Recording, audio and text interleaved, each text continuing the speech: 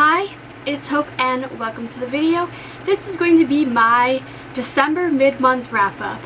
So, I'm just going to go through, say what books I've read in the first 15 days of December, and then my rating, a little bit about them, and all of that. First, I'm going to be talking about two books because they're the first two books in a series that I read literally the first 2 days of a month, and that is From Blood and Ash by Jennifer L. Armentrout, which I gave a 5 stars, and A Kingdom of Flesh and Fire by Jennifer L. Armentrout, which I gave 5 stars as well. These by far are some of my favorite books that I've read this year. Like, both of them, I'm like 99% positive are going to be on my top 10 books of 2020. Now that's insane. I knew going into this I was going to love it. From Blood and Ash, we follow a maiden named Poppy who cannot be gazed upon, that cannot be touched, and all of that, and then a guard named Hawk who is Poppy's personal guard. And I'm not going to say anything more because I literally knew that going in, plus there's one spoiler that I did know going into it, which I'm obviously not going to say because it's like a huge spoiler. But I read From Blood and Ash, which is 634 pages in less than 24 hours, and then I read A Kingdom of Flesh and Fire, which is 637 pages in, I think, like around 25 hours. So I like binge read these. That's over 12,000 pages in like 48 hours. That is just insane to me. And I love them. I love Poppy, I love Hawk, I love Kieran. Those are like our three main characters, I'd say. I love the world. It is very rich and full, and the history is amazing. A little confusing. I still don't understand the history that much, but it's great. What else do I say? I love the smut. Like, I went in knowing it was going to be like smutty, and it lived up to that. Oh my gosh. I like want to do a reread of these books so bad, to the point that if I finish my December TBR really early, like giving me at least like a week left, I might slowly read through these two to like mark and like make notes, because like my iBooks app has the option to write notes in there, and just like take in this world again, because I love these two books so much. There's so much that I want to say, but I don't want to spoil. If you've read the books, please agree with me that we need the joining to happen. Like, if that happens, I can die peacefully. I am so excited to see where, is it Crown of Gilded Bones? The Crown of Gilded Bones? I can't remember if there's a "the" at the beginning, but I'm so excited that can it be April 20th, I think the date is, for the next book. Like, can it be April 20th, like, now? Please and thank you, but I love these books so much. I will bet you $50 that Kingdom of Flesh and Fire will be my favorite book of December. Yeah. The third book that I read this month is Demon by Lynda O'Rourke, and this is the third book in the Cassidy Bell series, the first two books being Drug and Dwell. Drug, we follow a 19-year-old girl named Cassidy Bell who takes part in this drug trial in order to gain money, and that drug trial goes very sinister and very wrong, and now she's on the run with a few of the people who did the drug trial with her. And all of that. It is a horror. It is my favorite horror series. This is like the 4th time I've read this book, I think. definitely third, maybe fourth. I've lost track of how many times that I've read this series because I love it. This I gave a 4-star. It's not great, but it's still just a fun reread for me. Next we have The Library of Fates by Aditi Khorana, and this is a standalone fantasy where we follow our main character Amrita, who is a princess who is planning to marry an emperor in order to make their countries kind of like to create like a alliance between their countries. But when that doesn't work, Amrita and a slave that the emperor brought with him to this arrangement end up going on the run, and we are trying to find this place called the Library of Fates, which is a library that can reverse fates. This is a very quick book. I gave it a 3-star. It wasn't great. Everything felt really too fast-paced. I will say that. Overall, it is a good book. Like, the plot is good. It's just a little rushed.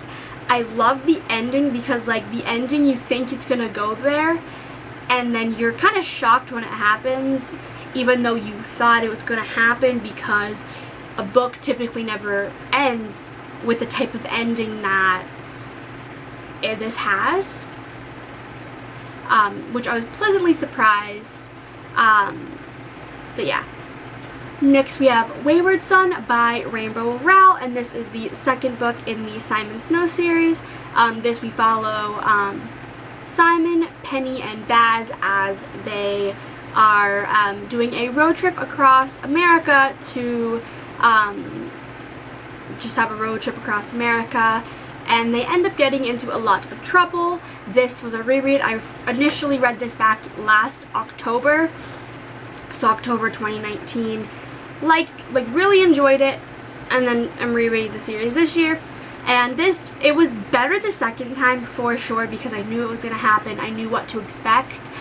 It was a really fun read, and I don't know what else to say. I am super excited for the third book, Anyway the Wind Blows, which comes out July 4th? July something. It's like the beginning of July. I'm excited for it to see where the series concludes. Next we have A Court of Frost and Starlight, which is the novella for the A Court of Thorn and Roses series, which is meant to kind of bridge the gap between A Court of Wings and Ruin and then A Court of Silver Flame, which comes out in February. But this is just a short little novella. It's like 229 pages. This I gave a 4-star. This I read in June, and I decided to read it again because I'm rereading the series. This is just a quick kind of like Christmas novella, taking place at kind of like the character's equivalent to Christmas. God, what else is there? It is cute, it is sweet, it is simple, and I don't have much more to say. Like, it's just a very simple and cute book. Next we have The Raven King by Maggie Stiefvater. I gave this a 3-star. This, The Raven King is the 4th and final book in the Raven Cycle series. The first book being The Raven Boys, where we follow Blue, who finds out that there's a boy who she's either going to be, that boy is either going to be her one true love, or she's going to kill him. That boy being Gainsey, who with him and his friends are trying to find this mythical king that is supposed to grant wishes, and we go from there. This series is very whimsical, and it's very all over the place, but in a good way. That's how I describe it. But this one, I didn't love it as much. It's definitely not my least favorite in the series, but it's definitely not the best in the series. I'm excited to say I finished this series because this is a series I've had going since July, so I'm finally happy to say that I wrapped it up. Next we have The School for Good and Evil by Soman, Chainani, and this is the first book in the School for Good and Evil series, where every 4 years, 2 children from this village are like kidnapped and taken to this school where one is trained to be good and one is trained to be evil, and once they graduate from the school, they're meant to go out and be a part of these fairy tales. And this year, our main characters of Sophie and Agatha are taken. And we follow them going to the school and ending up in the wrong schools than you'd think they would be. But this I gave a 3.5. It was pretty good. There was a few spots that I was like, whatever. But it is genuinely good. I'm trying to figure out what to say. I love Agatha as a main character. Sophie not so much, because she's kind of a little bit needy and bratty and all of that. But that is her character, so like, I don't know. The ending is really good. The ending kind of is what really had me like, oh my gosh. So I am going to be continuing the series sometime next year. This is a kind of large series because there are 6 books in total.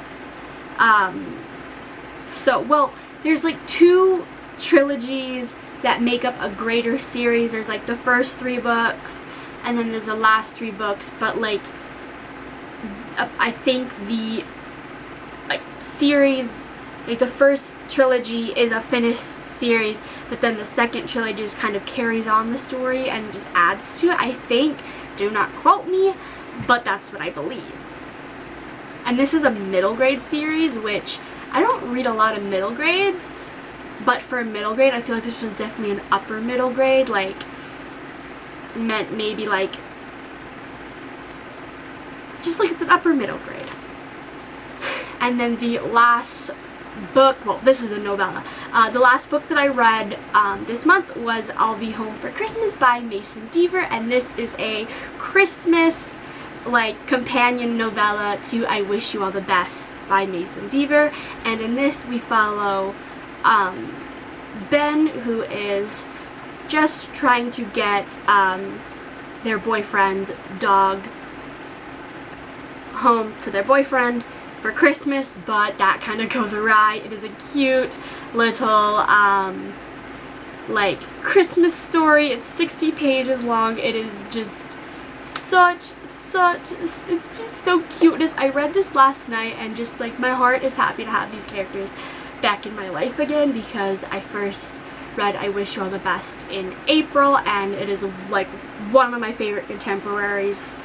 So reading this was just kind of like, just put a quick little smile on my face. But those were the, I think 9 books, I think, that I read the first little bit of December, and I'm excited to see where the rest of this month goes. Like, how many books am I going to read? Because 9 books in 15 days for me is pretty good. Like, I'm definitely going to get past my like monthly thing of like 15, 16 books, I have a feeling. Especially with the holidays coming up, I'm going to be doing a lot less schoolwork and a lot more reading. So again, it wouldn't surprise me if I reread From Blood and Ash to the Kingdom of Flesh and Fire. I'm having to force myself not to already. But yeah, I hope you enjoyed this video, and bye!